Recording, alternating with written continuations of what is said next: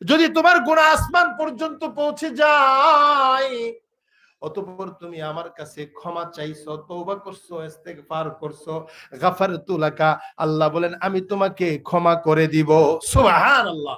আল্লাহ আরো ডাইকা বলেন, ইয়া আদম ইন্নাকা লাউ আতাইতানি বিকুরাবিল আরদি খাতায়া সুম্মা লাকিতানি লা তুশরিকু বি শাইআ আতাইতুকা বিকুরাবিহা মাগফিরা।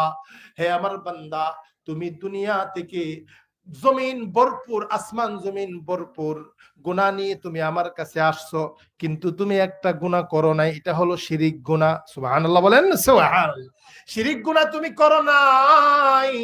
শিরিক গুনাহ ছাড়া অনেক গুনাহ করছো, এই গুনাহ নিয়ে তুমি আমার কাছে আসছো বলে এক জমিন হবে, পুরা দুনিয়া সমান গুনাহ নিয়ে আসছো। আল্লাহ বলেন হাসরের ময়দানে আমি পুরা জমিন পরিমাণ ক্ষমা নিয়ে উপস্থিত হব।